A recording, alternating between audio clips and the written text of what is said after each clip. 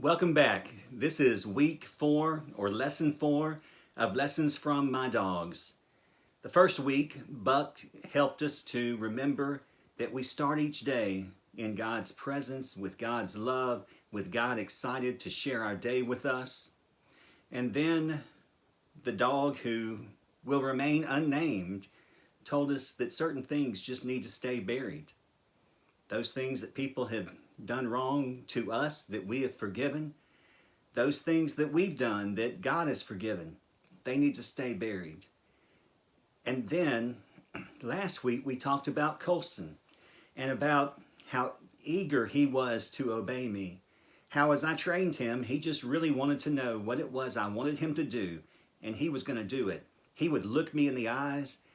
He was focused on me. Today, we're going to talk about Colson again, but this time we're going to talk about the one thing that really kept Colson from being an almost perfect dog. The one big struggle or battle that I had with Colson for a while.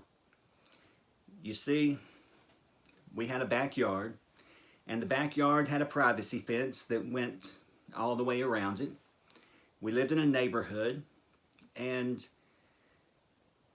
as long as I was home, it was not a problem.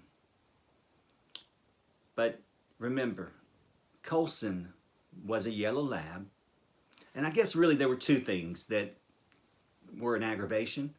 Every lab goes through that puppy stage where they just tear up a lot of stuff.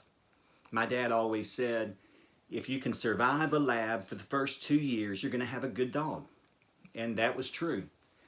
He chewed up a lot of stuff. An old picnic table, tore up or chewed up the starter cord on a lawnmower. A lot of things outside, but even when he was inside, he never really chewed on anything. So even at his bad, he wasn't so bad. But there were times that really became a concern and really became a struggle. And that was when no one was home, and we would find out that Colson had gotten out of the backyard. If we were home, he was inside. If we were not home, he was outside. And so but even if he went outside during the day, if I was home, this wouldn't happen. But other times when I wasn't home, he would get out of the backyard. And I never could figure out for a long time how it was he was getting out of the backyard. I was used to dogs that would dig out from under a fence, and so I kept looking for places where he had dug out, and that just didn't happen. There was never a sign of him digging. I wondered for a while if somebody was letting him out. I thought, I just need to stake out my own house. Wouldn't that be cute? Staking out, being a private eye, surveilling my dog to try to figure out how in the world he was getting out. And then one day, I thought, I have got to know what's going on. So I had Colson in the backyard, and I walked around to one side of the fence where there was a gate and where the ground kind of sloped up, where I could stand up a little bit and look down into the backyard. And as I looked down at Colson, he was so thrilled to see me, like he always would. He had his eyes focused on me. And then I called him to come to me. And he kept looking at me. I kept calling him, and he kept looking at me. And when I called him and he would look at me, he was looking at me like, open the gate and I'll come on through. And then that boy jumped up, and the next thing I knew, he was standing there at my feet. What he did was, that gate had a little center beam, and he jumped up and grabbed the top of the fence and then used that center beam to push himself over the fence. He wasn't digging out, he was climbing out. And that's how I learned how he was getting out of the backyard. I stood there looking down at him and thought, I've got to punish him because I want him to know not to do that.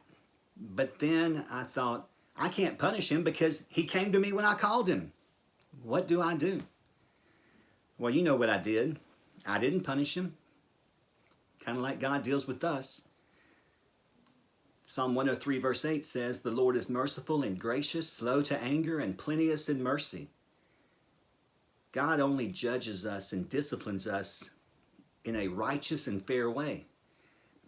But you see, what I want us to really think about tonight is I ended up putting electric wire up, or getting some help putting the electric wire up, and we were able at that point to keep him in the backyard.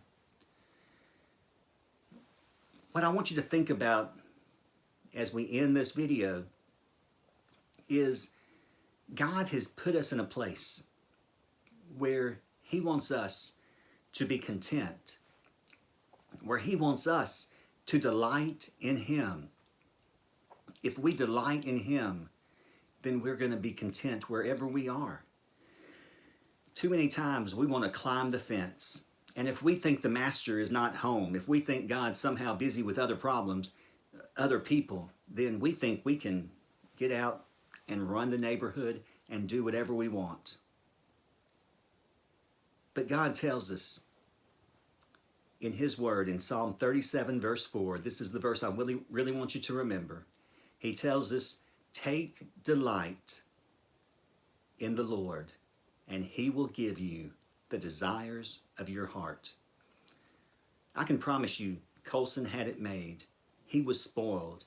He had a master who loved him and would protect him and wanted what was best for him, and that's why I wanted him in the backyard, because I knew that only bad things could happen if he got out of the backyard.